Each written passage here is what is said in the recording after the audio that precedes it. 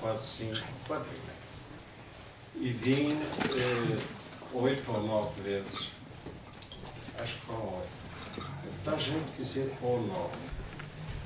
Para não ser uma contabilidade, sabe? Isto não é numérico. Foram 8 ou 9. Se calhar até foram 10, porque alguma valeu por 2 ou por 3. E logo da primeira vez senti-me muito bem e progressivamente cheguei ao ponto agora de me sentir na minha casa. Esta é a minha casa, realmente. Porque eu tenho em Lisboa um domicílio, é um domicílio postal e fiscal, é um domicílio onde a polícia vai, de vez em quando, levar notificações para testemunhar. Foi só uma vez ou duas em que fui arguido por abuso de liberdade de imprensa. Um dos processos levou 5 anos e fui absolvido. Foi uma experiência deliciosa. A experiência de estar 1 metro abaixo de quem julga, suponho que não foi propositado em pleno julho ardente, estar ligado ao aquecimento central em baixo. Comecei a pensar se teria alguma coisa a ver com o inferno da Divina Comédia, mas não. Depois de chamar a atenção dos juízes, eles, por sua vez, chamaram a atenção, sem ser por escrito, chamaram a atenção dos oficiais de diligências que se encarregaram, disseram que foi um equívoco da máquina. As máquinas têm tantos equívocos, quanto mais máquinas houver, mais fácil é o homem equivocar-se e dizer que foram as máquinas. Suponho que têm também essa função. De forma que tenho esse domicílio lá, tenho aqui a minha casa e, bem, eu não quero começar a ficar sentimental. Hoje, então, com este poema não dá jeito nenhum. Eu fico. Normalmente não é o meu estilo. Há um poema curto, breve, muito bonito, quase tão bonito como os da Bíblia. O poema Safo, 700 anos antes da nossa era, que diz assim, numa tradução simplória: não chores, é feio ser poeta em casa. Portanto, deixando esse momento sentimental do estar aqui em casa, aqui estou em casa, estou entre tantos amigos, são muitos hoje, lá está só isso, porque em Lisboa, para juntar o mesmo número de pessoas, teria que juntar os inimigos. Não me estou a dar ares nenhum. É que em Lisboa toda a gente tem muitos inimigos. E eu faço parte de toda a gente. De modo que hoje vão, se tiverem paciência para isso, porque o poema desta vez é mesmo longo, mais longo que os últimos que eu tenho feito, que já são longos, e complexo para ler e para ouvir. E vão ter o prazer ou o desprazer, não sei, de ouvir um texto que é a minha primeira... Já sei que vão pasmar, mas eu já explico. É a minha primeira sátira. Porque os poetas são normalmente arrumados pela crítica, pela teoria, em gavetas. Assim como nós arrumamos a roupa, normalmente não misturamos piugas com cuecas. Porque senão depois é um bocado complicado, não é? Sai uma piuga e uma cueca. E depois, por mais que se tente, não dá. E com os poetas é a mesma coisa, facilita imenso. Basta dizer que aqui temos um surrealista, aqui temos um realista, aqui temos um romântico, aqui temos este, aqui temos aquele. E, estando definido, pode começar-se a falar assim e ninguém tem objeções nenhumas a fazer. Mas, quando não é fácil definir um poeta, quando a única coisa comum ao que descreve é a diferença constante, É uma diferença que é homóloga da diferença que há ao longo da vida. Claro que cada um tem aquela identidade. É aquilo, mas vai sendo diferente. Como é que é possível alguém chegar aos 30 anos e dizer encontrei o meu estilo? Primeiro, publica as obras completas e segundo, dali em diante, pode copiar-se à vontade a si mesmo, sem ser acusado de plágio. É o costume. De maneira que o que há de comum nos meus textos é qualquer coisa, porque este texto que aqui está, lido ou ouvido, sem dizer quem é o autor, para quem costuma ler literatura, chega ao fim e diz, é fulano. Ou seja, Alberto Quilo, AP. Isso é muito bom sinal. Isso aconteceu com o Herculano e com o Garrett, numa altura em que estavam zangados, estiveram várias vezes, numa altura em que estavam sem se falar. O Herculano passou na Bertrand, ou na Lelo, nas que havia na altura, numa delas, pegou num livro, começou a folhear e disse, mas isto só pode ser Garrett. Quer dizer, não viu a capa, começou a ver, isto é Garrett. Eram as folhas clínicas. Portanto, isso é muito bom poder dizer isso e eu ficaria muito satisfeito se fosse assim. Mas, de facto, é a primeira sátira. Porque eu até hoje nunca escrevi nenhuma sátira. Há quem diga que escrevi uma coisa, e é verdade que escrevi, chamada Discurso sobre o Filho da Puta. E chamam-lhe sátira. Mas isso é quase o contrário da sátira. E isso nem é preciso seguir a definição de Schiller, do romântico Schiller. Isso é elegíaco. Isso é uma elegia com humor. Tem todas as características da elegia. É um lamento constante, simplesmente bem-humorado. Por exemplo, o César falou-me anteontem, e muito bem, eu na altura disse, tens razão, a visita do Papa. Mas depois, pensando bem, a visita do Papa que eu escrevi quando o Papa fez a primeira visita a Portugal, o Papa João Paulo II, foi em 1982. Foi anunciada a vinda dele 2 meses antes. E, portanto, em 2 meses eu escrevi, é pouco mais que um folheto, e foi impresso e foi publicado. E comecei a pensar, porque foi ontem que falamos, não é uma sátira, é uma paródia. Que é uma coisa muito diferente de uma sátira. Não há ali nem Papa, nem ninguém satirizado. Quando o Papa, no fim, diz que o paraíso é o mais macio, o melhor, e claro que o paraíso está num lettering, que é o lettering de um papel que se usava na altura em certas regiões do país, porque isto é por regiões que se distribui para enrolar papel higiênico. É o papel higiênico intitulado Paraíso, que tinha um biquete barroco. Isso não é sátira nenhuma, isso é uma paródia. Há diferenças, claro. E quando dos últimos poemas longos, a imitação do vídeo é uma claríssima elegia. A planta rubra e o prodigioso recanto são lírica, elegíaca, erótico-elegíaca. Basta ver como terminam e basta ver como se vão encaminhando para isso. O reality show é uma diatriba, não é uma sátira.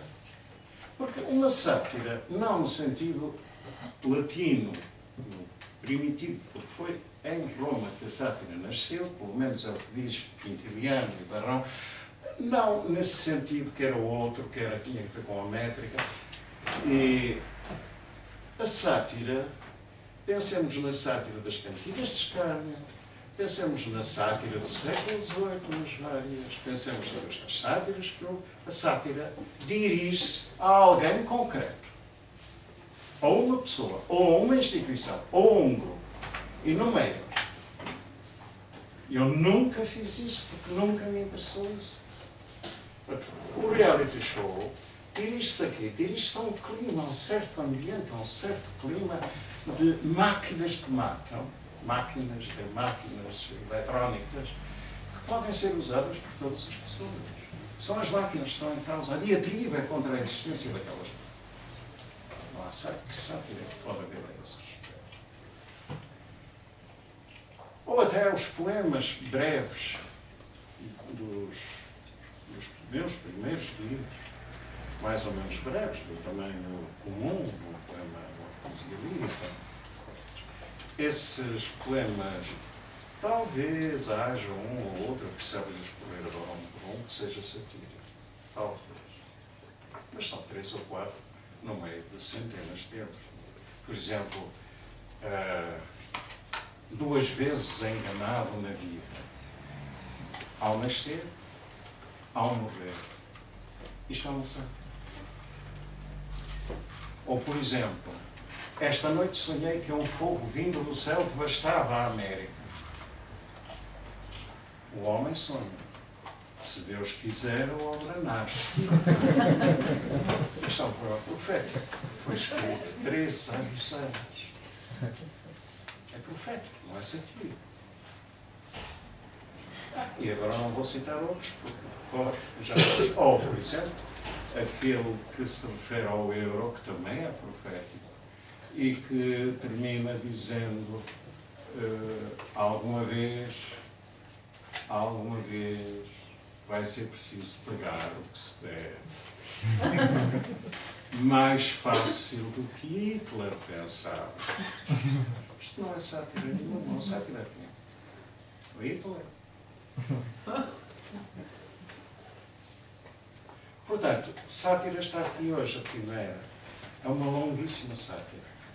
Que começou no dia, eu sei o dia exato, porque começou quando li uma notícia de jornal no dia 15 de julho do ano passado, uma notícia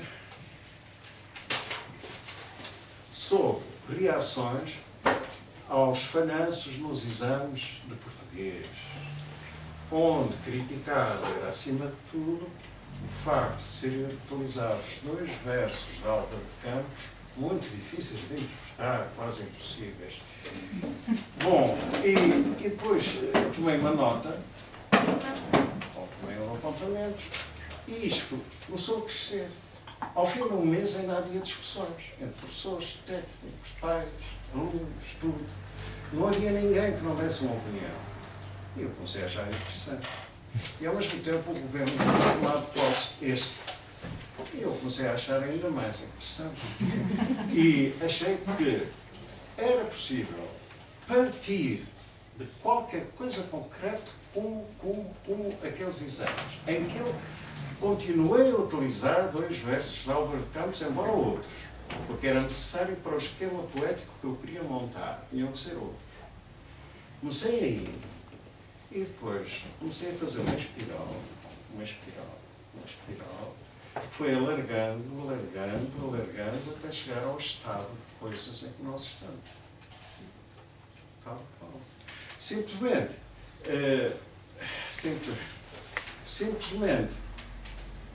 continuam sempre os 2 versos do Plano Pessoa, do princípio ao fim, uma espécie de rastilho, que não chega a arder, mas está ali o rastilho, e no fim, então, temos o que temos. Houve muitos textos de jornal que vão encontrar aqui coisas que são do jornal. Por exemplo, uma notícia de 26 de agosto, que se intitula "Ajudem a criança que sobreviveu a esta tragédia". Ajudem a criança, entre parênteses, menina de 10 anos, que sobreviveu a esta tragédia que nos esmagou a todos. Entre aspas. O apelo foi do Bispo de Lamego, Jacinto Botelho. Faltou Dom Jacinto Botelho. Ontem, em Alhais, Vila Nova de Paiva, na humília do funeral das 4 pessoas que faleceram no IC2. A cerimónia foi participada por mais de 1000 pessoas. muitas delas imigrantes. O bispo e o padre Fernando Pires, primo das vítimas, realçaram o facto deles terem morrido quando regressavam de Fátima. Que maravilha! Tiveram a bênção de Nossa Senhora, destacou o sacerdote. Claro que eu guardei logo. Eu trabalho bastante com uma sátira, trabalha com a realidade. Trabalhei com esta e com outras e, embora pareça que há aqui certos pontos a que a tentação seria chamar-lhes surrealistas, não, que ideia surrealista, que absurdo. Aristóteles já dizia que é preferível o irreal, o falso, verossímil, que o real, inverossímil. E eu fiz as mudanças que fiz, também como na caricatura, que exagera, porque se não exagerar, não se reconhece a pessoa nem a caricatura, e foi isso que eu fiz, não foi o meu sobrinho. E, posto isto, se tiverem paciência, porque isto é muito longo e vai na tal espiral, que não se sabe bem onde vai ter. E se vai ter algum lado. Vai ter a coisa. Qual era o verso do Álvaro Campos? Qual era o verso do Álvaro Campos? O que eu usei ou o da polémica? O da polémica era que alegria há sempre na casa de fronte. Que jogos à varanda. E era, pedia-se o comentário da razão que eu levava a imaginar essa alegria e a dar importância a essa alegria que havia na casa de fronte. Eu escolhi outra coisa. E bem, então vou ler. Antes do Alberto iniciar a leitura, sem querer interromper demasiado, há um exemplar do All Facebook que vem com um pequeno texto, crónica, que foi escrito no Público há 3 dias atrás, ou já há mais, aliás, no dia 28, sim, há 2 ou 3 dias, escrito por Santana Castilho, e que pode ser uma espécie de também nova introdução ou novo mote para além daquilo que o Alberto já fez há minutos atrás. E então, não vou ler a crónica toda do Santana Castilho, vou ler apenas partes dessa crónica. E o Ministro da Educação mostrou-se, uma vez mais, um prepotente de falas mansas. Duro, o qualificativo? Apropriado para quem obriga crianças com necessidades educativas especiais a sujeitarem-se a exames nacionais em circunstâncias que não respeitam o seu perfil de funcionalidade. Com o cinismo cauteloso de as retirar depois do tratamento estatístico dos resultados. De prepotência se tratou quando, em início de mandato, revogou os prémios de mérito dos alunos, sem aviso prévio e atempado, quando eles já tinham cumprido a sua parte. De prepotência voltou a tratar-se quando, dias antes das inscrições dos exames do 12º ano, as regras foram unilateralmente mudadas, ferindo de morte a confiança que qualquer estudante devia ter no Estado. Melhorar a qualidade do ensino profissional através de um plano de ação a desenvolver. Não há plano algum e nada foi feito.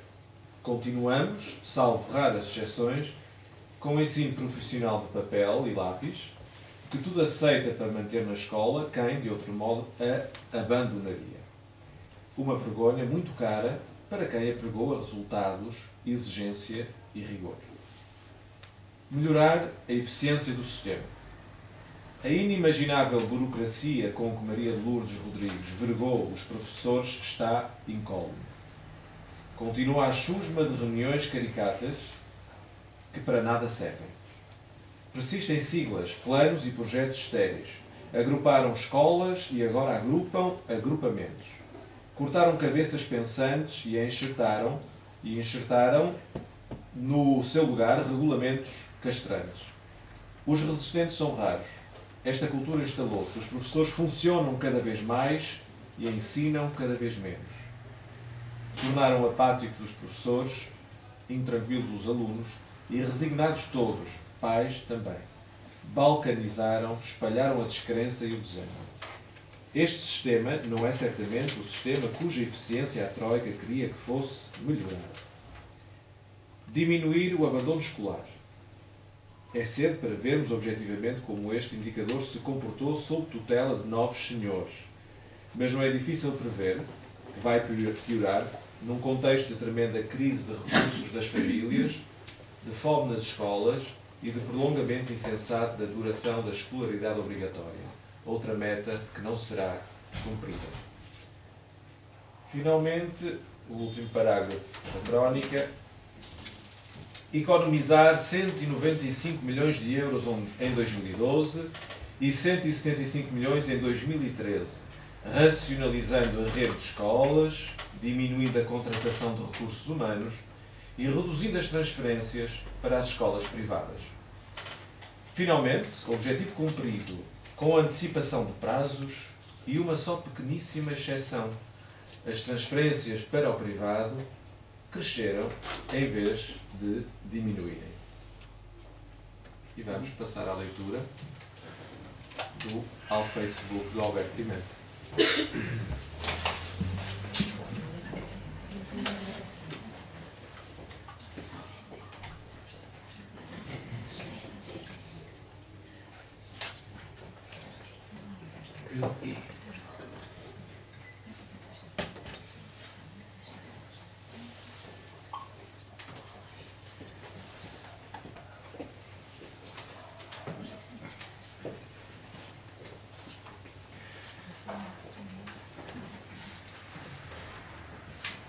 Foi um dos casos daquele tão verão.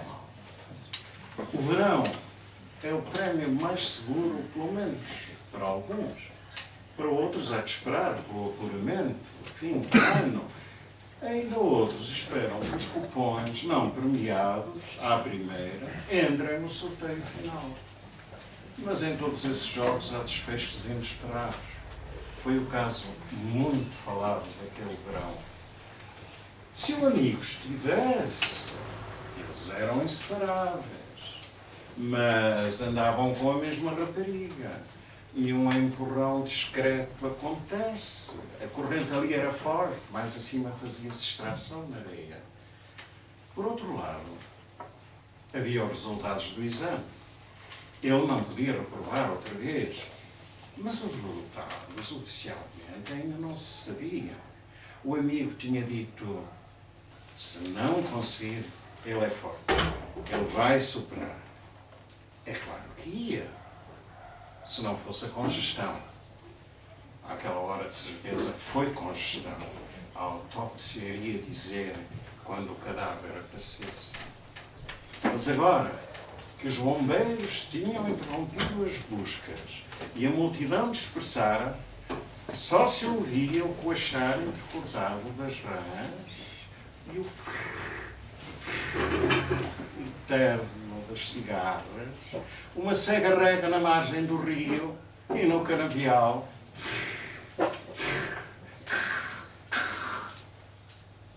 Ano após ano eram os afogamentos das rãs, o coachar entrecortado, eterno das cigarras, uma cega rega, ano após ano, uma cega rega, os afogamentos, já tinham sido os exames nacionais de português, arrepiavam sempre todos, faziam enrugar a pele com a água fria dos rios.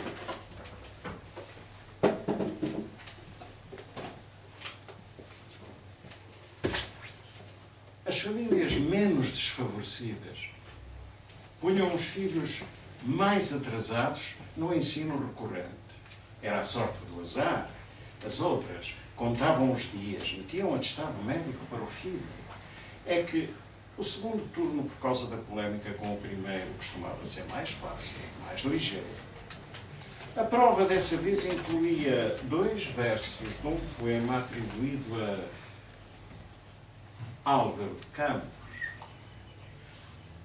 no alto céu ainda claramente azul, já crescente nítido, ou círculo branco, ou mera luz nova que vem, a lua começa a ser real. E perguntava a que momentos do dia e a que luas se referia o texto. Álvaro de Campos, o nome soava a qualquer coisa. E deu bastante que falar nos escritórios e nas salas de jantar. O namorado de uma aluna, um daqueles rapazes a quem se vislumbra futuro, e até já tinha colaborado numa revista, afirmou que se tratava de um poeta que não era dos mais falados, que estava ainda noutra onda, que não tinha nada a ver com as mais recentes linhas poéticas, que se passavam todas nas imediações da casa, bar, rua, transportes, engates, atos cotidianos, que não se davam a fitas de olhar para a lua, pois, sabendo procurar, poesia há em todo o lado, até ou mais no caixote do lixo. O problema é a falta de vocações. E riu-se. Depois explicou ao amigo que tinha sido numa jogada dessas que conheceu a namorada. Claro que ouvi falar do projeto americano de pôr uma nova luz no espaço. Mas se era outra como a lua, não percebi. Dizia uma resposta que depois de uma breve consulta à embaixada americana não foi considerada aceitável. No geral, era às 4h30, são 5h30. Já abriam as articulações e... Pois é, isso não dá para estar de pé, acho eu. É muito tempo. Sentem-se no chão. Sentem-se no chão. É desagradável para o pé.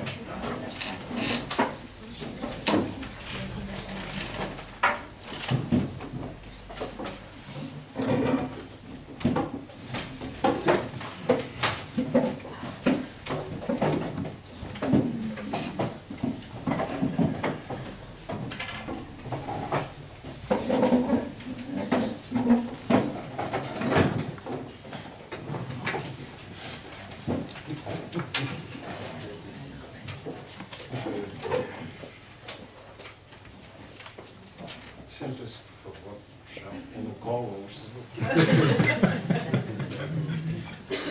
Há aqui uma cadeira ainda.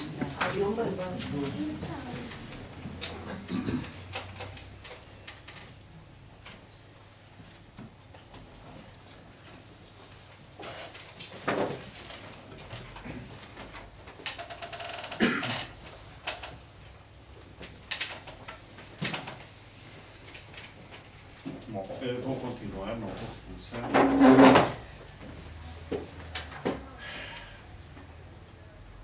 No geral, as respostas não eram todas desviadas, tirando algum perfume de nostalgia.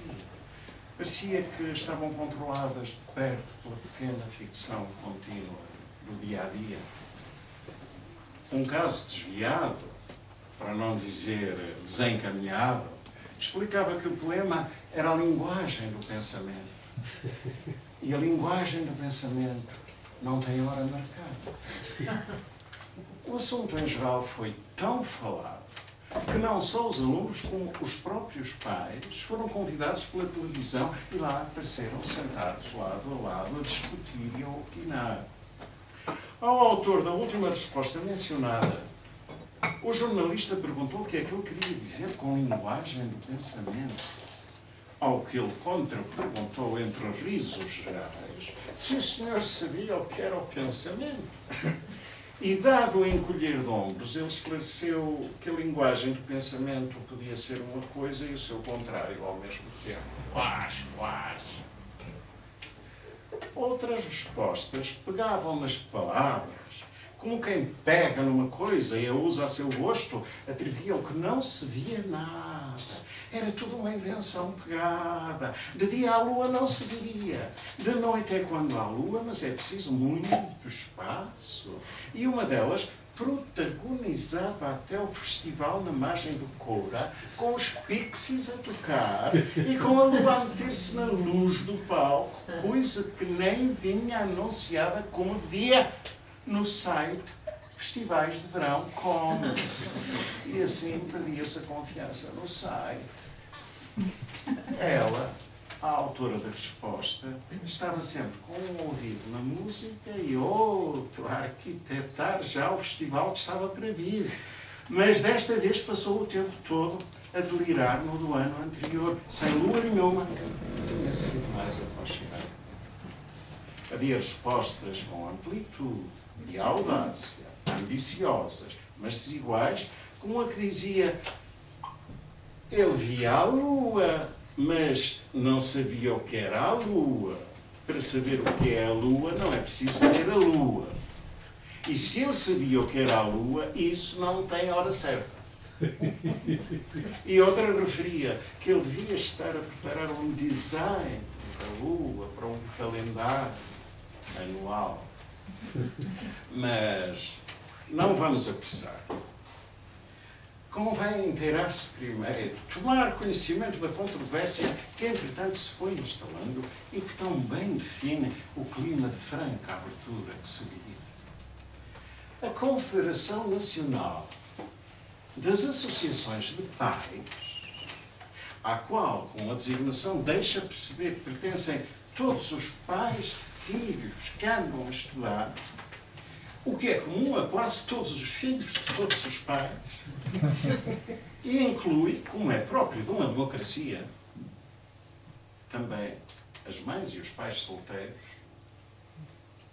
médicos, taxistas, especialistas de marquises e caixilharia, pasteleiros, arquitetos, fabricantes de tetos, pintores da arte e de construção civil, empregados de restauração, distribuidores de gás, esteticistas, barbeiros, vendedores de lotaria, distribuidores de acessórios para eletrodomésticos, advogados bancários, donos de casa de pneus, agricultores, editores, pilotos civis e militares, atores, fabricantes em geral, críticos de arte e artistas, autarcas, desentupidores, dentistas, eletricistas, estafetas, professores, exportadores, importadores, informáticos, neurologistas, ginecologistas, informáticos, neurologistas, farmacêuticos, escritores, livreiros, antiquários, ortopedistas, numismatas, polícias, alfaiates, agentes imobiliários, feirantes, psicólogos, angariadores de seguros e de funerais,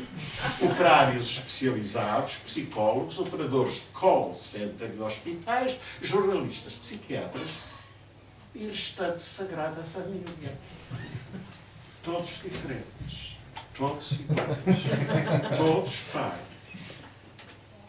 Deu a conhecer na televisão, por um seu porta-voz, que as perguntas do exame, 3 luas numa só, mais difícil que a Santíssima Trindade, difícil de perceber, era como 3 moscas no papel e os alunos incautos é que pagavam pela mosca do poeta. É quase, intoleravelmente e providência. Anulação da prova com urgência.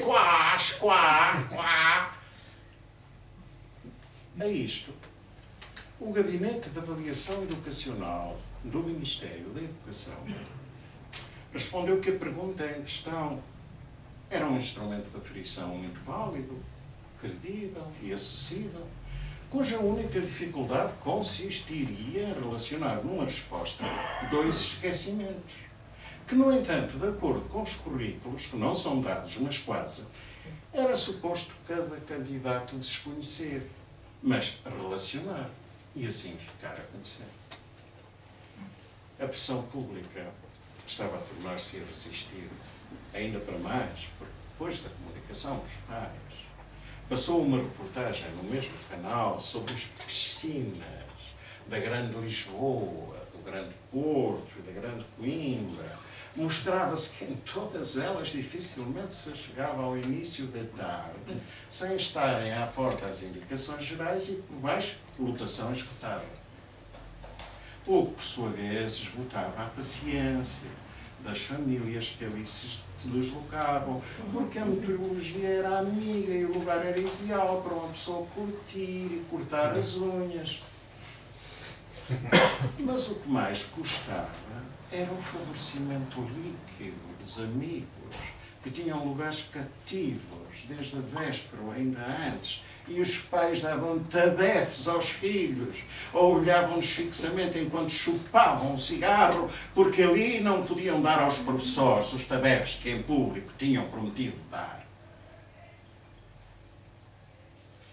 Um especialista de striptease mental, habitué, isto é, assíduo frequentador da televisão, especializado em chamar e depois desviar a atenção do espectador.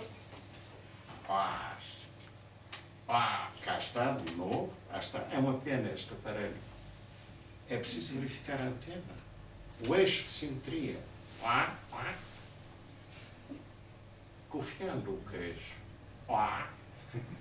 E, sem desautorizar diretamente as palavras do técnico do gabinete, afirmou com alguns rodeios que todos achavam que a resposta não era fácil.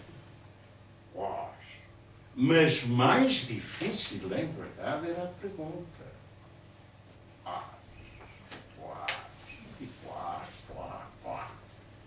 Desconhecimento. Ora isto, numa sociedade que se tornou parte que é e parte que não é,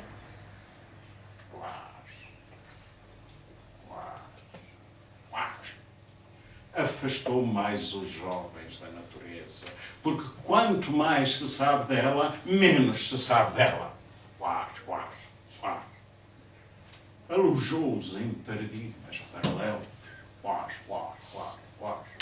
Mas criaram-se patamares de acesso e um mundo com mais pois se queremos progresso, não queremos retrocesso. Mas cada coisa é seu tempo.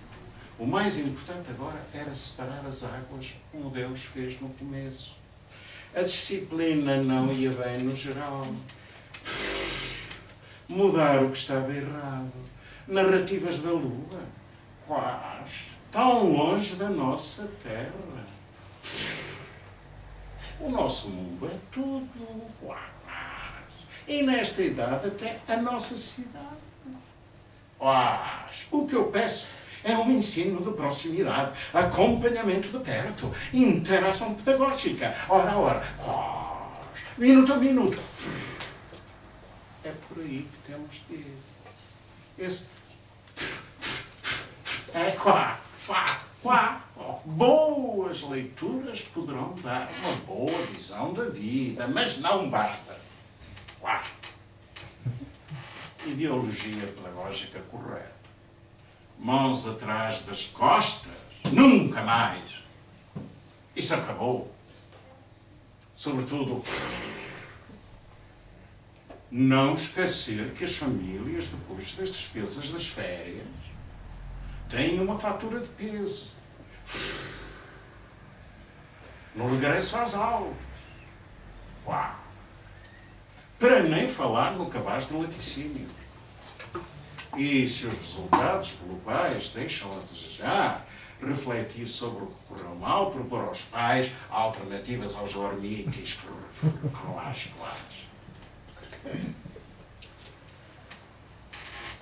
Um técnico de educação, fazendo suas mutatis mutandis as palavras anteriores, opinou também publicamente que com resultados destes, mas atenção, ainda em fase de avaliação, as escolas deviam parar para pensar, refletir sobre o que correu mal.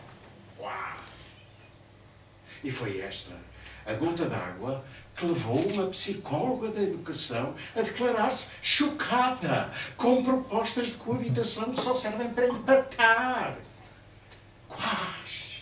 Foi o que disse o técnico que me antecedeu. Eu não quero impor a minha decisão. Disse, mas não tenho receio de polémicas. Até gosto. Pois, que pode neste caso dizer parar. A Lua não para. E essa é a questão. Todas as pessoas merecem iguais oportunidades. Os alunos fazem-se homens. Eu sei o que digo. Um erro não tem de ser um problema.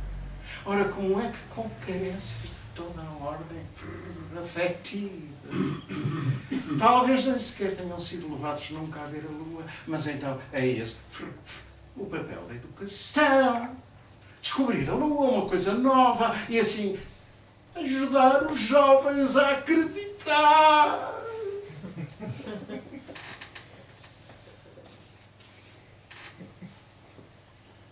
O responsável da Associação de Dirigentes Escolares ripostou que para poder levar os alunos a acompanhar o constante movimento da Lua, as aulas ficavam vazias. E foi então que blogs alusivos falavam, por exemplo, de peixes de aquário que punham a cabeça de fora para ver a Lua. Levaram jornalistas, comentadores e políticos a entender que deviam intervir com brio e com o seu inato senso de equilíbrio, porque o tema, tendo-se tornado de interesse nacional, não podia ser alvo de contra-informação. Um deles disse na televisão, depois de um programa sobre festivais de verão, falava de amor por uma região, paixão por uma cidade, uau, margens de lagos transparentes, uau, uau, estradas que esbatem até à margem as tonalidades da paisagem, uau, gargantas de montanhas, ocres e nuvens, que se abrem para o rio passar ao fundo, até que se avistam os vales no topo de uma colina, e quase, toda de pântanos até cima, verde elétrico, e quase. Quando terminou a cegada, disse: o texto da prova estava mal escolhido.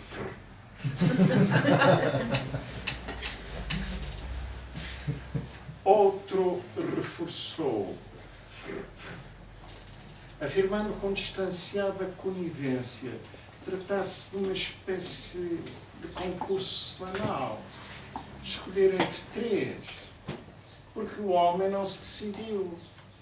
Enfim, os poetas já não são o que eram. Por isso só recomendo um passeio à Lapa dos Esteios. E não percam o cupão, sonâmbulos que espreitam a lua, quase. E quando voltarem, entrem num curso do momento, por exemplo, ciências do firmamento. Capa e batina para se ver quem é o doutor lá de cima. O vínculo da lua, disse outro, dessa pedra rolante, com lirismo elegante, e desculpa-se logo da involuntária, quase. Sim, já fui. Mas, tirando umas divagações interessantes aí com uns 80 ou 90 anos, a Lua, figura de passar, sem luz própria, deixou de interessar os próprios artistas, sabe-se. A Lua são buracos e uns cacos a tapar. Um estagiário da área, lá na América, roubou alguns dos que os astronautas trouxeram. Deitou-se em cima com a namorada e quase já está. Mas ela, depois de ter dormido com outro num colchão de látex, desistiu da Lua. A Lua já não conta nem para as mulheres. E látex. Como balas, as novas sondas espaciais orbitam e penetram os asteroides. Olhos como os dos gatos, autêntica pintura sobre a formação do nosso sistema quase solar. A Lua vista na cidade quando se avista, mas de resto, quem é que liga? A não ser quem está a entrar no sono. Quase. Os pintores. Mas não há lua na pintura. A pintura. Gestos inquietos, luz filtrada. Mas não há lua na pintura. É um facto muito falado. Não falhado. Antes uma falta de ato, que é também um ato. Não sei se desato bem.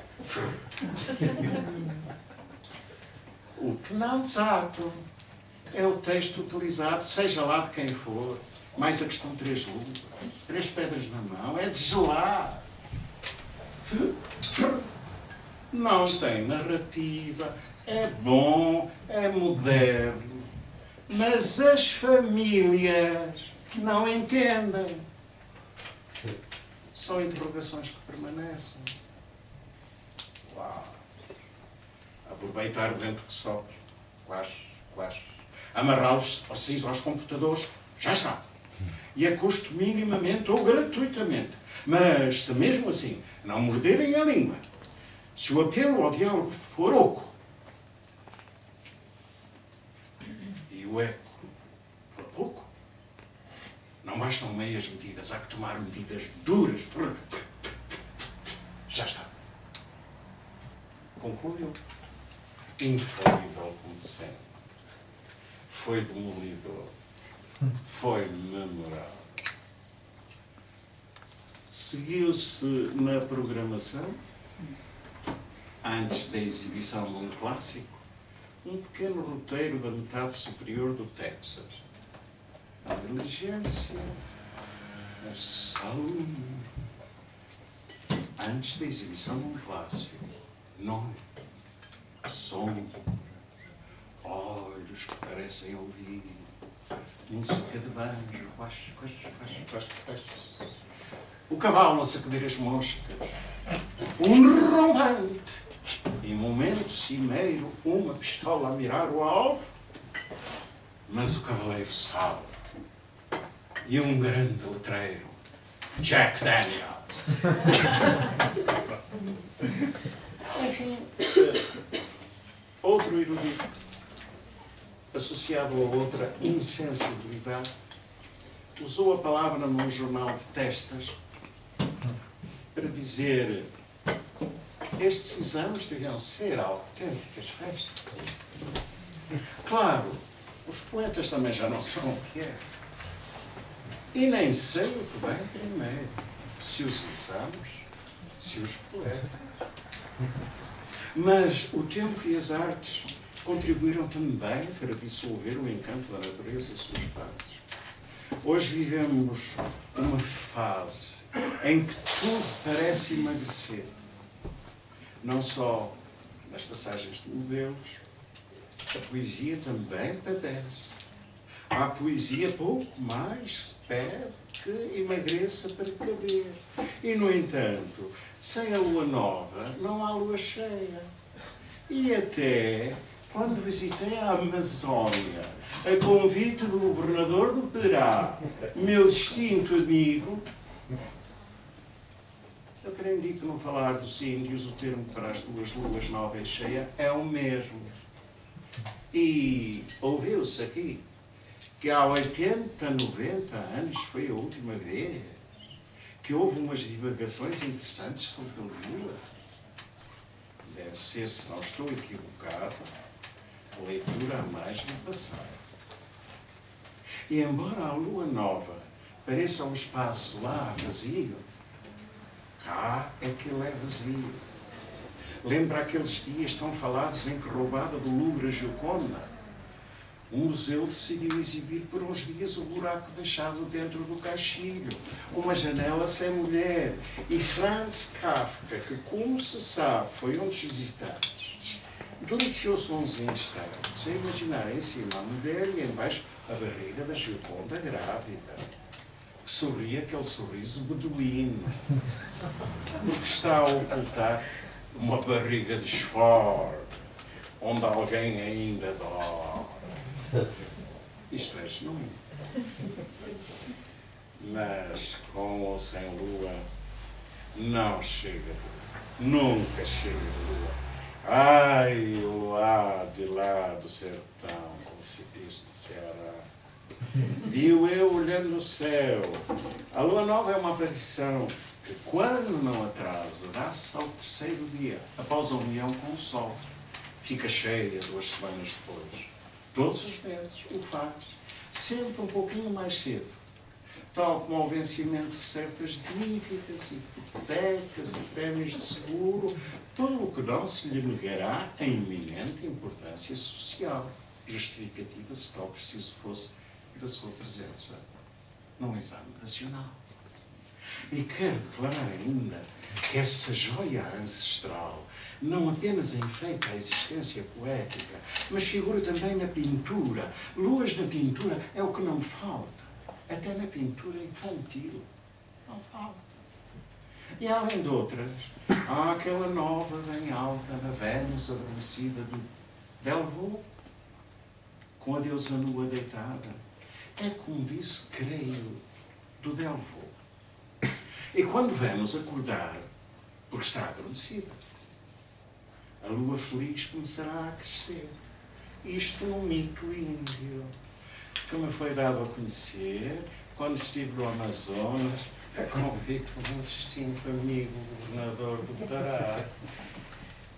Importante seria mesmo poder trabalhar com cientistas, cenógrafos, perfumistas, designers, técnicos agrícolas, enólogos, que dão tanta importância à Lua. Isto a fim de que a classificação englobasse adequadamente o universo de quem responde. Distinguindo meras invenções de tentativas de alcance da realidade, ainda que moldadas por alienações próprias da idade. Um grupo de professores, inspirado por este artigo, considerou que as respostas não configuravam nenhum apocalipse, nem eclipse do saber. Havia, como sempre, saídas e caminhos. As respostas pedidas tinham era de ser capazes de conjugar percepções dispares, como ensina Rancière, ser receptivas ao contrastivo, como Turgot propunha. E eis a abrangente e audaciosa e espinhosa missão para enfrentar com efetivismo uma poderosa questão que não devia ser, nem foi, um cataclismo. Uma professora de literatura, coadjuvada por um dos seus assistentes, cujos dotes estavam comprovados, entendeu pôr os pontos onde eles deviam ser postos, num ensaio sobre a identidade espacial do poeta dos vários rostos. Campos é um poeta do espaço. Quer penetrá-lo agudamente em diária microscopia, integrando para isso sensações multifacetadas e intensificadoras da dimensão perceptiva dos leitores e das leitoras. O texto é uma mediação entre o banal e o detalhe revelador que vem do alto. Círculo diáfano de luz. Impossível aceitar a tese das rãs. São signos que se alinham desde cima, criando com emoção e engenho esse fictivo conjunto de uma lua múltipla, aí em cujo confim a arte e ciência se tocam e tornam destacáveis, lineares de um êxtase possível, pura suspensão no alto de colunas de luz. Já não se trata da redução cartesiana do espaço. Pelo contrário, o que reluz é um transcendente de cortar a respiração. Ou, como diz Lipovetsky, na sua era do vazio, exasperar a apoteose de muitas luzes na figura de uma só. Mas como multiplicar a lua em várias luas, sem o intrínseco entendimento de uma vivência de muitos em poucos anos? O leitor tende a afirmar-se consciente da sua temporalidade, mero interstício entre interior e exterior, haveria que convocar um exato sincronismo de sensações, fractalmente posicionadas, para com elas poder compor o decomposto mundo. Ou seja, entrar no labirinto do objeto artístico.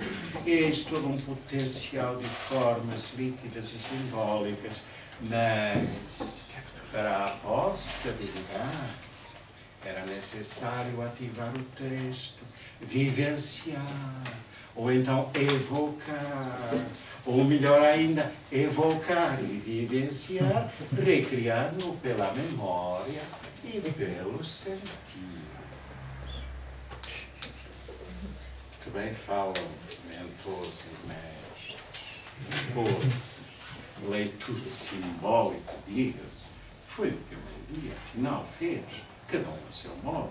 Dizendo, por exemplo, que se tratava de um passeio. Ele estava a ver, era a Serra da Lua, no fundo da Serra da Lua, perto da Capela de São Mamede, onde se levam a abençoar os animais. Não se sabe se ele tinha algum. E dizia um blog que aquilo, afinal, era a descrição muito like de objetos de coleção de uma foto tirada em grande pedalada de cima de uma bike. O autor do blog tinha um curso profissional de fotografia, o céu, atração turística, candidato ao património da humanidade. Não me lixe, dizia outro, trata-se de uma grande rave. Se não sabe, fica a saber. Se não sabe, fica a saber. É denominação de origem francesa, que significa mais ou menos trip. Daí, Ravel, um bolero falado. Antigo, mas muito. Também se replicava com fascínio por ambientes excêntricos. Intriga, vingança, fantasmas à luz da lua. Ou então, como dizia o blog de uma jovem, penteada quase como a cabeça de rosas de Salvador Dalí. Uma jovem com muito caráter, que já tinha levado 3 professores e uma professora à admissão por assédio sexual. 3 luas de uma vez. Eu até gostava.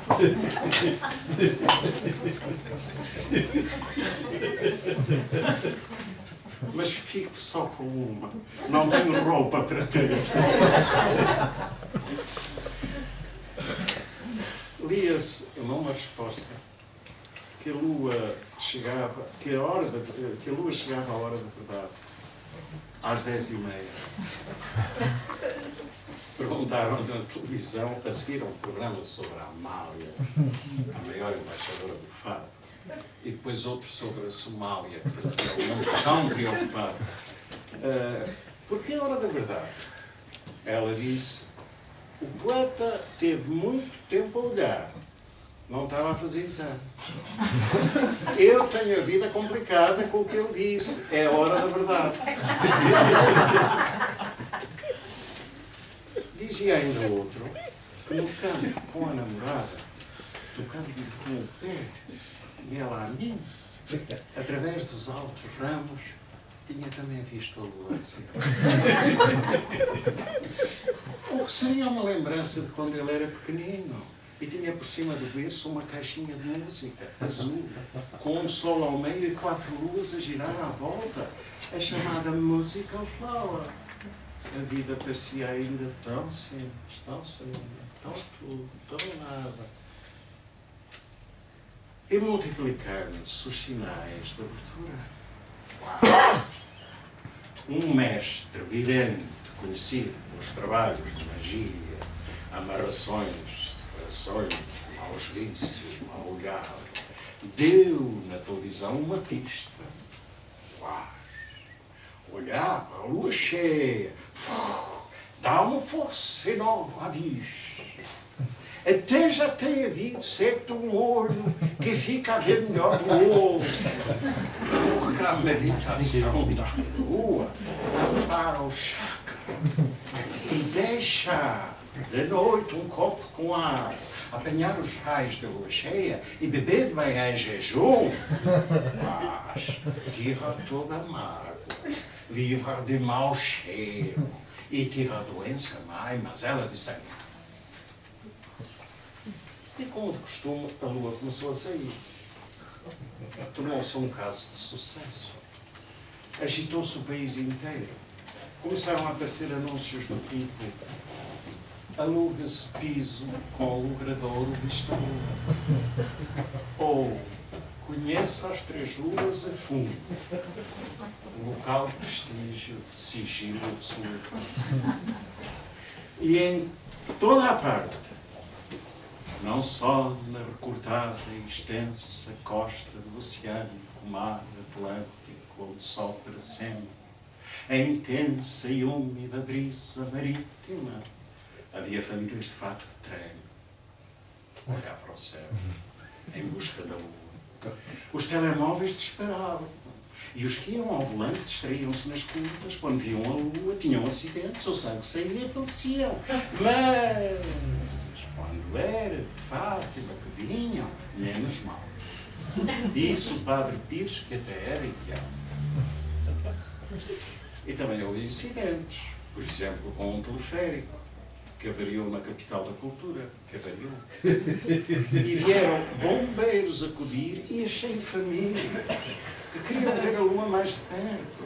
E havia a todo o redor gente a gritar e a gemer, e os cães também, de certo. E começaram a usar-se tatuagens com a lua, na parte que anda nua, e também na barriguinha, e no sexo para quem é capaz, e ainda atrás.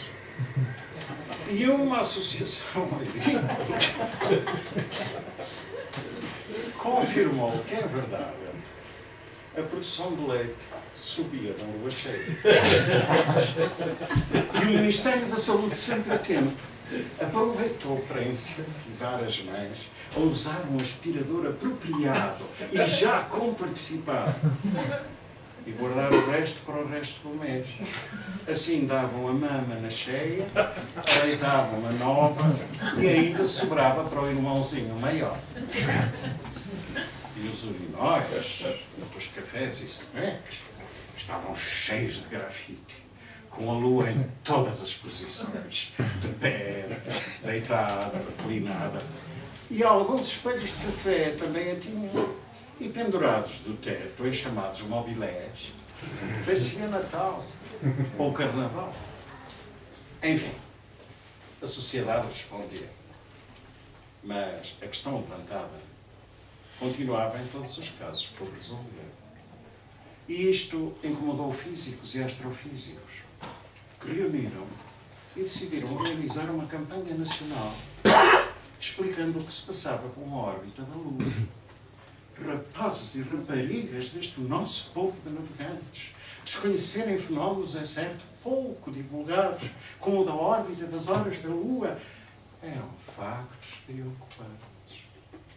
Um conhecido físico, compondo o cabelo, foi à televisão explicar perante um painel escolhido que os versos em questão podiam ser comprovados cientificamente.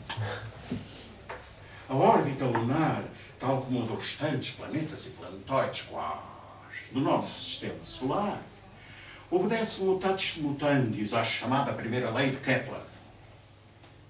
Isto é, descreve uma elipse, da qual, no caso da Lua, a Terra e não o Sol ocupam um dos focos.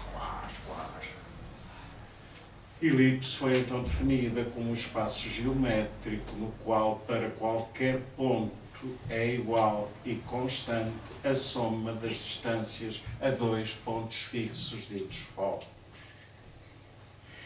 Esta definição enervou outro teórico presente, que interveio para precisar que a única condição para que um ponto dito P pertença à elipse é que a soma das distâncias P foco 1 mais P foco 2 seja igual a constante. O primeiro, compondo o cabelo, retomou a palavra, acrescentando que as condições para que um ponto dito P pertença à elipse é de facto quase a soma das distâncias PF1 mais PF2C quase igual a uma constante. Neste caso, igual à distância entre os vértices V1 e V2 quase, posto que quase A igual a V1, 0 igual a eixo maior quase, B igual a V2, 0 igual a eixo menor quase, 2C igual a F1, F2, eixo focal da elipse quase, e mostrou um esquema. Continuou explicando que o plano da órbita lunar quase não coincidia com o da órbita terrestre, chamada eclíptica. Mas em relação a ela tinha uma quase inclinação de pouco mais de 5 graus. O outro físico precisou 5 graus, 8 minutos e 30 segundos. Gerou-se uma breve confusão na assistência. O físico ainda acrescentou que no caso dos planos das duas órbitas coincidirem, aconteceria que no novilúnio, ou seja, lua nova, haveria todos os meses um eclipse do Sol. Mas elipse ou eclipse? Questionou um assistente do pequeno selete painel. Quase, e moucos, disse o físico descompondo o cabelo. O tom foi de reprimenda. Até um imoderado viu-se na obrigação de moderar. Não estávamos, enfim, a ter aula. E de futuro, o que nos interessa é o futuro.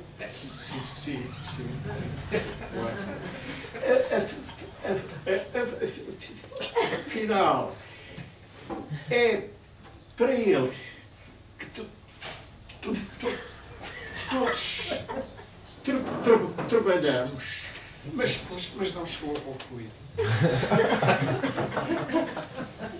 Porque o segundo físico bradou: os factos são o que são, o contrário do helenismo, e ajustemos, pois, o pensamento à pesquisa e compreensão da realidade.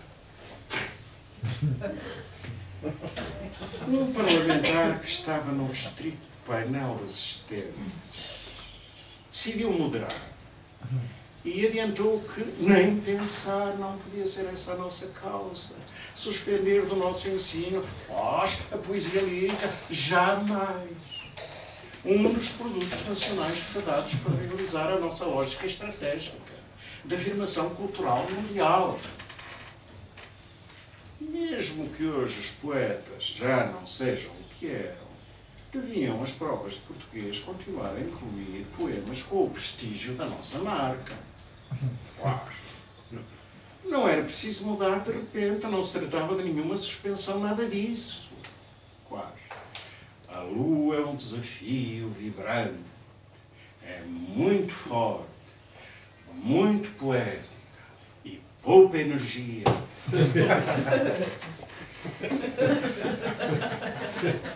Ilumina no campo as searas ao entardecer, mas não é fácil de entender. Os autores dos exames poderiam, de facto, evitar a lua, que estava-se a comprovar que era uma fonte de complicações. Ater-se então, por exemplo, ao sol. É o que todas as nossas famílias, nas férias, mais cobiçam.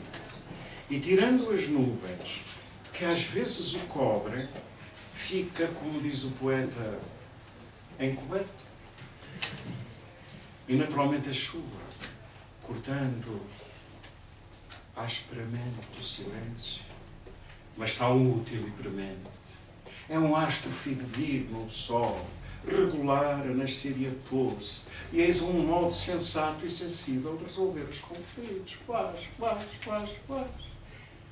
Mas outro membro do painel lembrou que em Espanha o sol nasce do mar, ao contrário do que sucede em Portugal, onde é no mar que o sol se põe, ou tem o seu ocaso. E como estamos, e sabemos estar na Europa com a Espanha,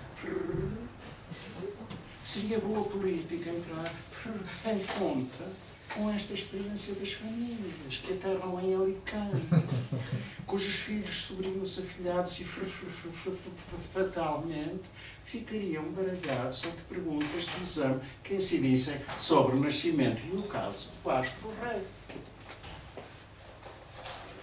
Então um outro ainda interveio. Quase. Lembrava ele severamente de passar férias em Portugal, sempre, quase. E sobretudo em momentos quase.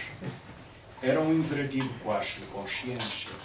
E assim sendo, tanto em tempo laboral como pré e pós-laboral, o sol, para os portugueses, punha-se no mar. Era no mar que se punha. Isto é assim na linda praia de Pachô, que tencionamos propor para património mundial. É assim na linda praia da Chamara, merecedora de uma visita, e no Vale dos Homens, praia onde também não me der, toda voltada para o mar. Fica junto da esteveira Quase, onde dizem que na praia inteira se pratica quase no lixo. Quase. Diz a lenda que foi uma promessa a uma princesa loura vinda de Londres. Concluiu entre palmas e gestos de assentimento. Seguiu-se um programa sobre a Amazónia, mas, como disse Sua Santidade, nas jornadas da juventude, não há que desanimar com as contrariedades. A controvérsia por causa da lua subia de tom. Era outra contrariedade a crescer. A sombra já tinha chegado lá fora. Uma vergonha nacional. Quando um jovem físico português, professor numa Universidade da Carolina do Norte, de Virgínia, lembrou que ser utópico no atual grau de evolução da ciência, embora não impossível no futuro, já se entrevia no horizonte, pensar em capturar a Lua e reparti-la pelos países envolvidos na missão. O mais difícil neste caso seria o problema da sua conservação. A criação de gigantescos museus espaciais, com técnica adequada de manutenção. Já não seria tão difícil. Era um cenário que isso aproxima. Utilizar uma sonda espacial como as que orbitam os asteroides, com um painel refletor, para fazer com que da Terra se avistasse sempre a mesma Lua. Qual delas? Haveria que decidir, acabando assim com toda a espécie de dissensões.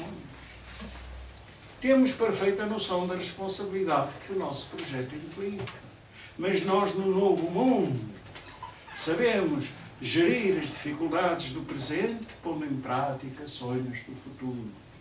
Assim fizeram os pais da bomba atómica, concluiu. E a sugestão não era inverosímil em absoluto, confirmou a Agência Europeia do Espaço. O projeto mereceu atenção e discussão numa comissão da especialidade, mas foi posto de parte logo que se estimaram os custos que caberiam a cada país da missão multinacional. Esta avaliação, largamente noticiada pelo pioneirismo científico que poderia dar ao país, levantou outras questões económicas, como, por exemplo, as dívidas milionárias da educação a autarquias e fornecedores. E então o Ministério resolveu, como é hábito em casos destes, nomear uma comissão.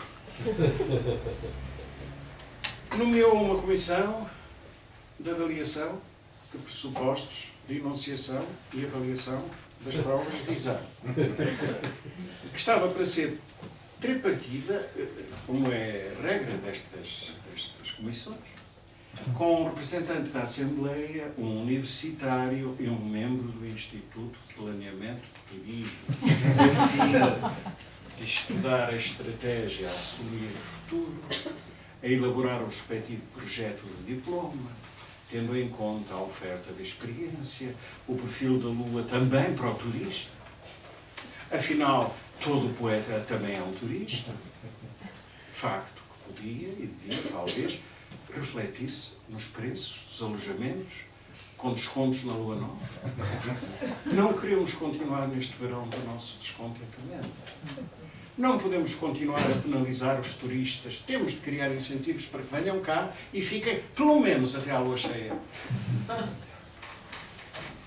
Mas uma parlamentar levantou um óbice ponderoso ao verberar a falta de representação feminina na recém-criada comissão.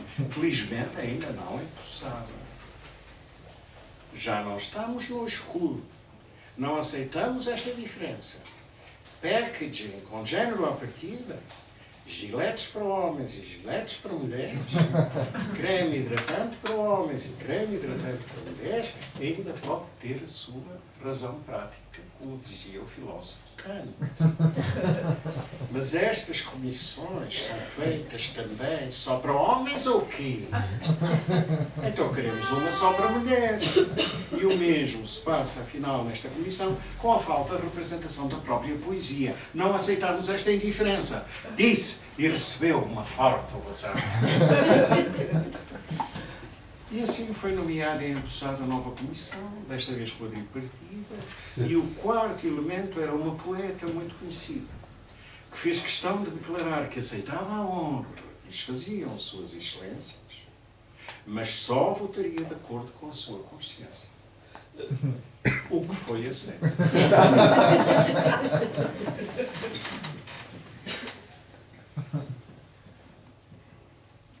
Após cerca de mês e meio, a Comissão produziu um documento, lido perante um grupo restrito de especialistas, em cujo preâmbulo se afirmava tratar-se de matéria a requerer muita ponderação e análise atenta.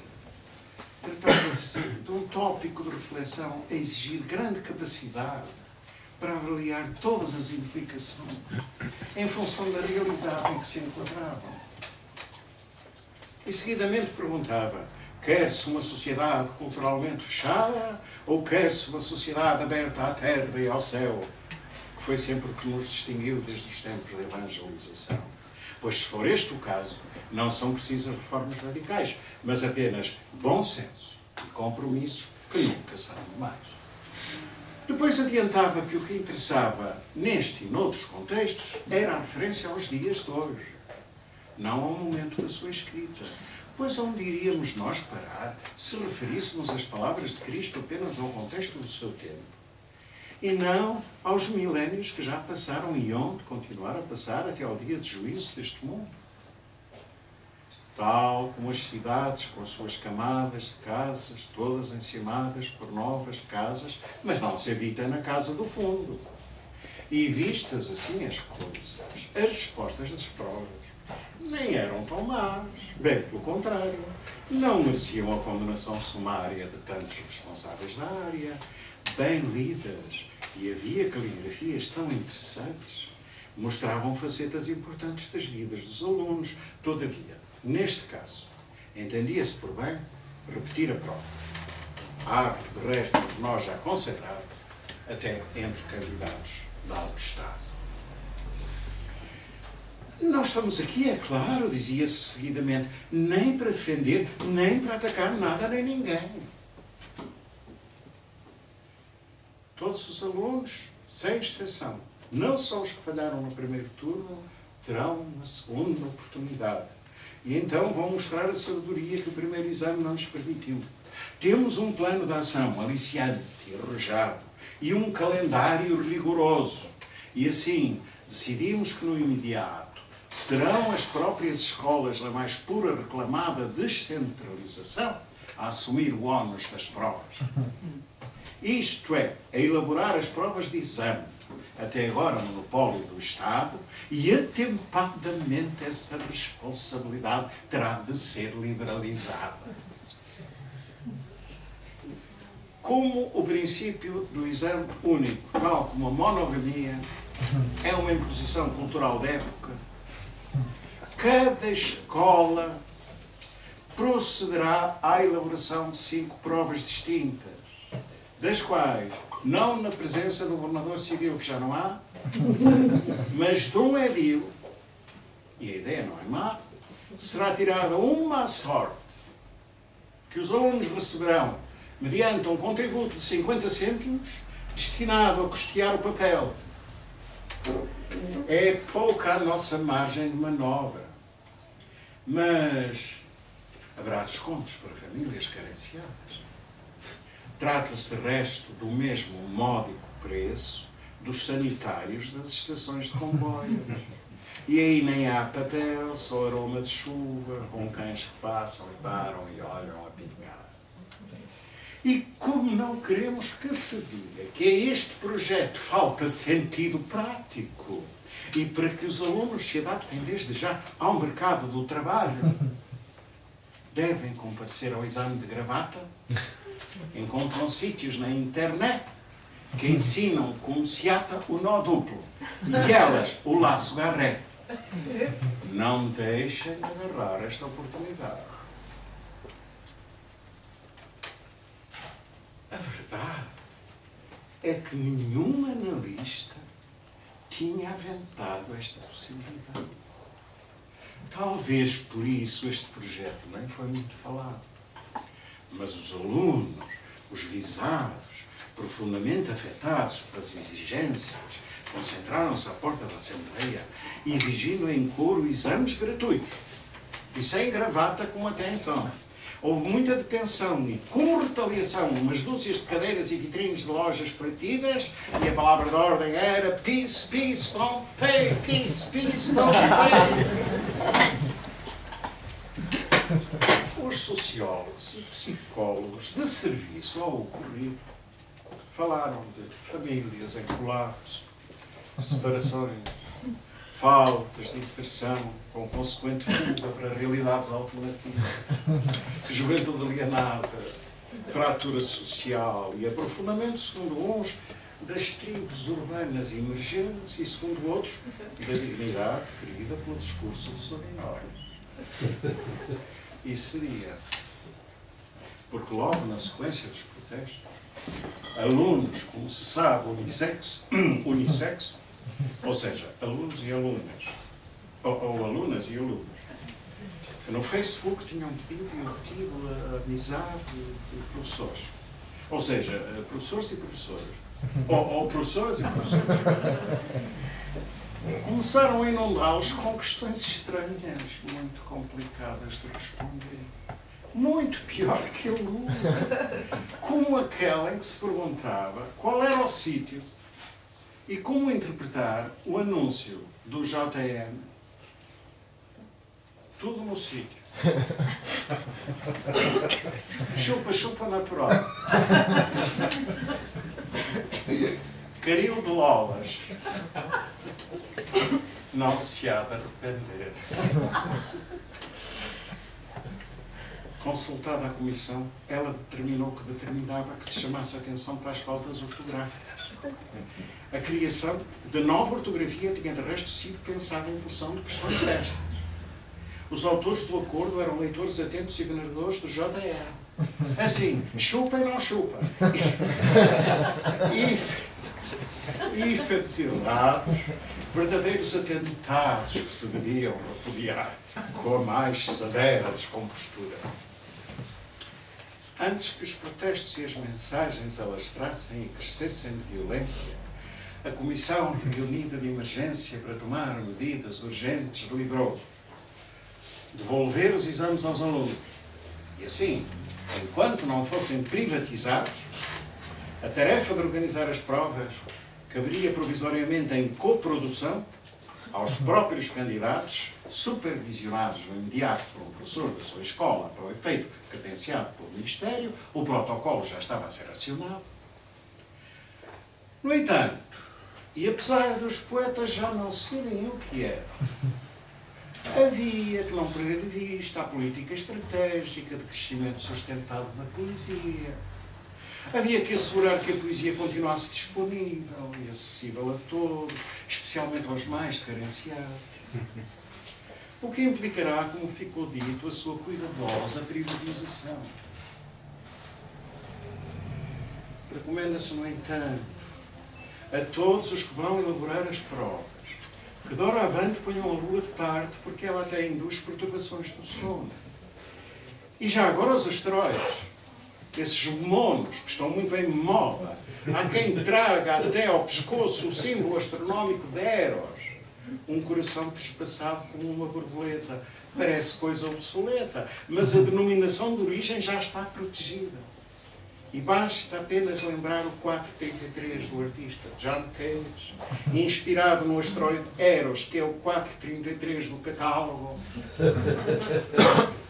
que de resto ninguém duvida estar totalmente fora do âmbito deste exame. Trata-se de um tema que nem deve ser abordado.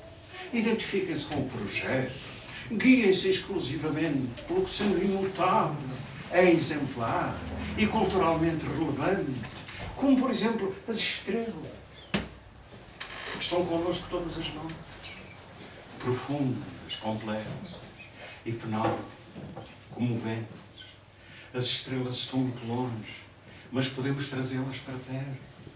E não se diga que, olhando-as bem, não são acessíveis.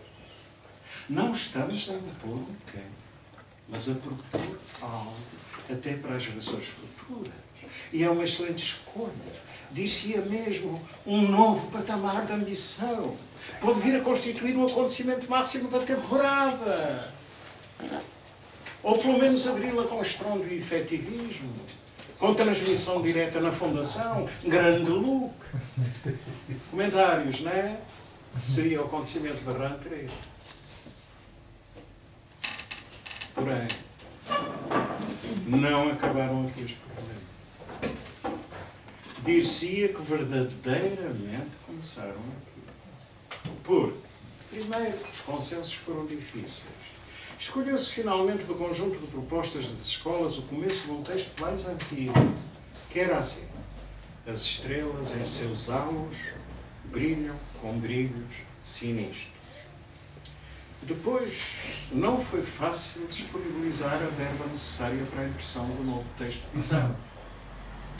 Foi necessário recorrer às farmácias que têm sempre remédio.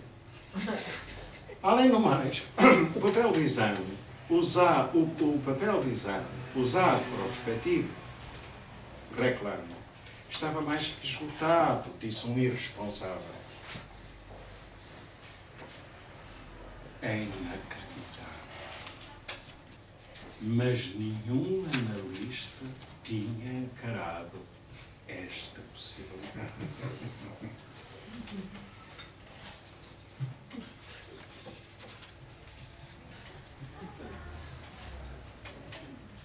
Elas vieram todas.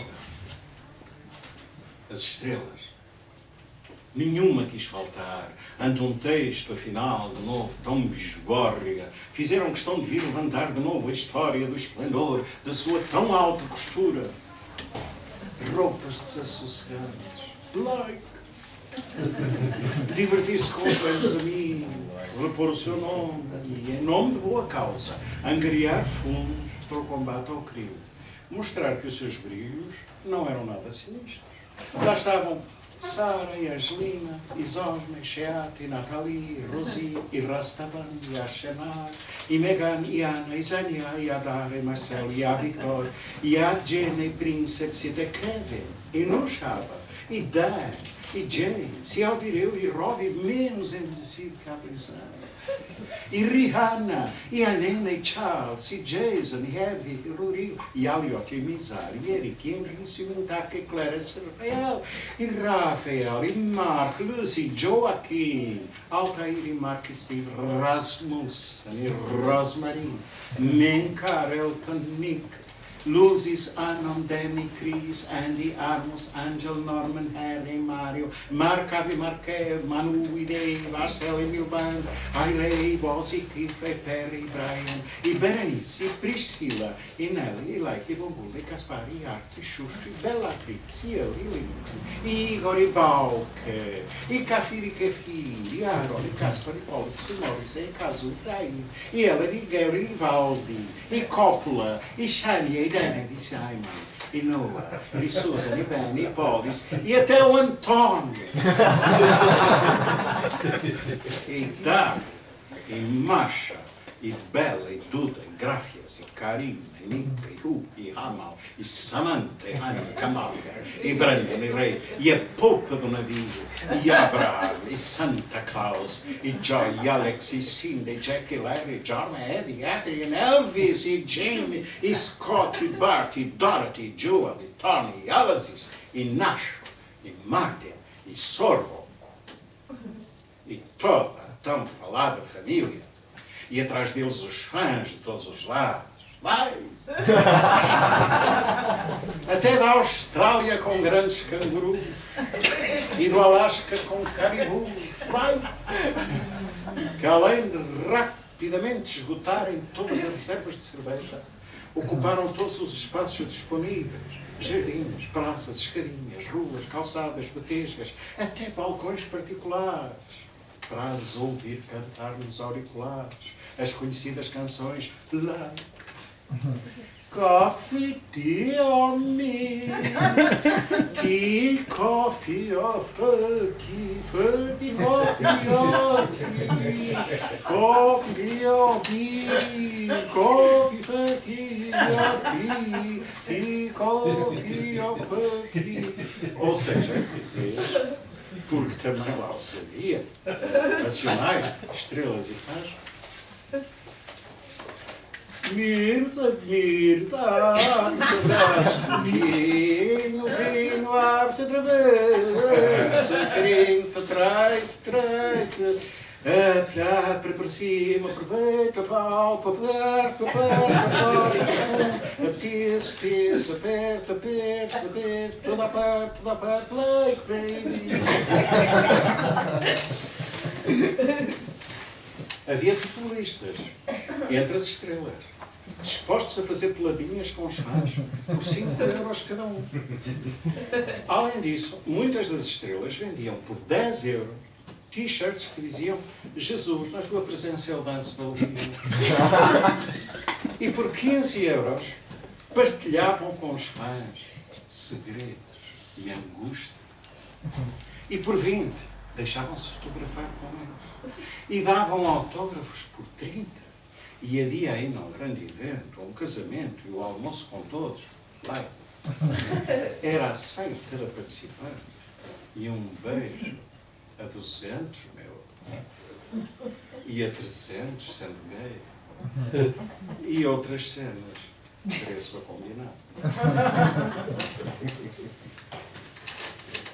Este amor deixou um trago amargo em todos os stewards e demais agentes da desordem. Um insólito braço de ferro entre os fãs e a polícia, a qual mais não pôde fazer senão desmobilizar e ir para casa, agastada por não poder tirar nem fotos, nem mais nada.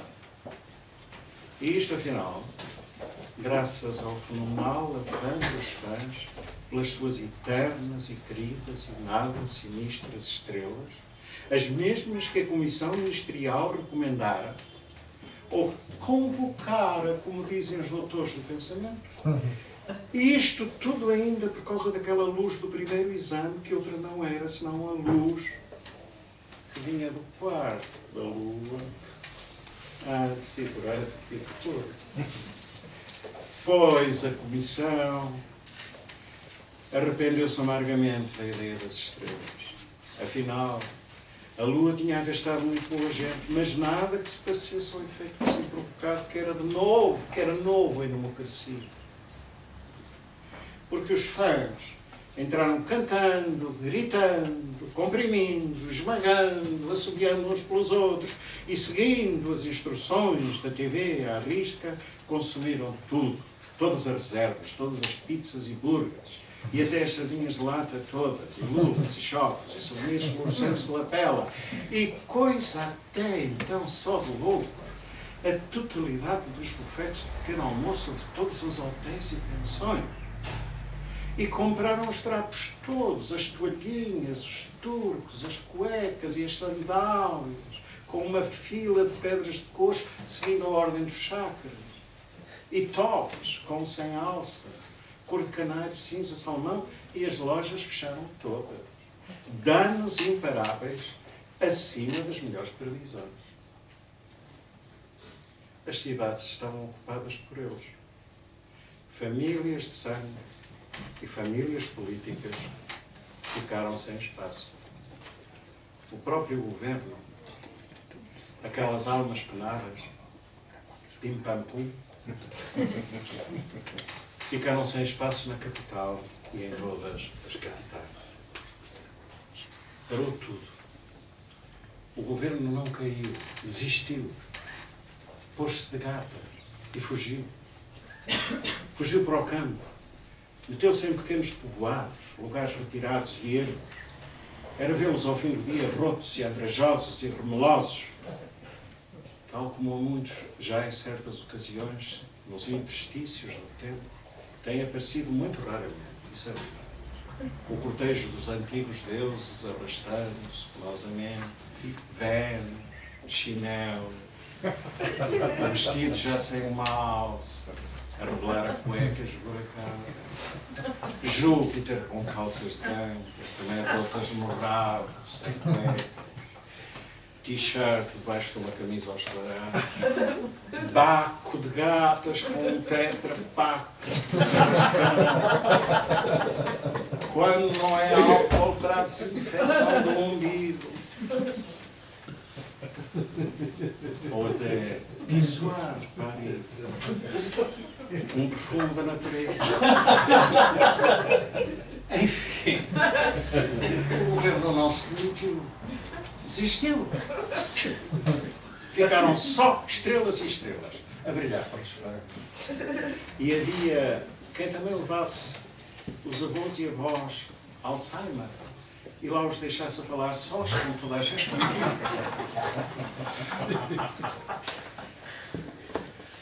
Isto durou uns dias. E então, alguns jovens do governo que assistiam a uma largada de touros perto da raia não resistiram e atiraram-se para ali, que era o seu jeito, era fugir do touro. E foram parar ao hospital, cheios de areia e algum sangue. E aí percebeu-se. E subitamente começou a correr na net que era tudo obra dos atuais impostores profissionais. Infiltrados crónicos em toda a espécie de eventos. De repente surge um momento esperado. Muita fé em acreditar que é possível. São americanos nas festas da Casa Branca, ou brasileiros que atravessam o Atlântico para uivar num funeral fechado. Trazem os disfarces em mochilas de peregrino, é o seu camuflado. Já têm centenas de países e depois contam as façanhas como os generais contam as medalhas e os massacres que fazem nas suas intervenções de libertação. Chamam-lhes danos colaterais. Ora, os portugueses resolveram imitar. Pois nisso são inexcedíveis. E resolveram todos imitar, imitando a imitação. Outra qualidade que se lhes não pode negar, pelo menos desde Dom Sebastião. O primeiro exame não se sabe. Mas depois as respostas, os comentários, as opiniões, tudo impostores. É a chamada bola de neve. E é o caso dos alunos que foram à televisão. Tudo impostores. E assim também os comentadores que passaram nas mesas redondas. E é que nem os pais eram mesmo todos pais. Os físicos eram falsários, capazes de descrever o universo inteiro a uma assembleia como de costume embasbacada. A comissão que tratou do segundo exame eram 4 falsários. As notícias foram todas falsificadas. e não se pense que é fácil distinguir das outras.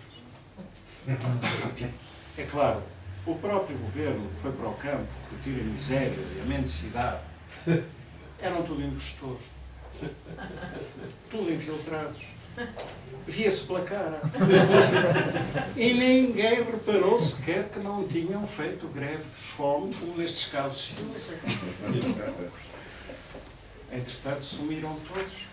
Misturaram-se, andam por aí. Ninguém sabe onde estão. E até se ainda cá estão. E nem se sabe quem são. De modo que o tão falado slogan, impostor, vamos-te apanhar e castigar, ficou, como dizem os políticos, sem pernas para andar. Avassalador. Tudo reenactors. A representar eternamente as mesmas famílias. O mesmo look. O mundo está nas mãos deles. Não se preocupam se querem parecer sósias. Aparecem e já estão. Já estão. Dominam todas as paletas, todos os estilos, todos os registros. Decidem quando entram e quando saem. Estão sempre lá, nas cerimónias protocolares e nos acontecimentos oficiais da vida. Imensos, absolutos. Mas entre eles e os outros, que não se sabe muito bem quem são, a palavra-chave é sempre reconciliação. Momentos magistrais que, além disso, nunca deixam de entrar para a história. E depois, durante séculos, só a simpatia vale o preço. Convívio completo até ao fim. Light. Sem pressas, nem dissensões. Os caixões vão chegar para todos. Um até já chegou. Para aquele rapaz que no primeiro episódio se afogou. O resto no próximo episódio. Light.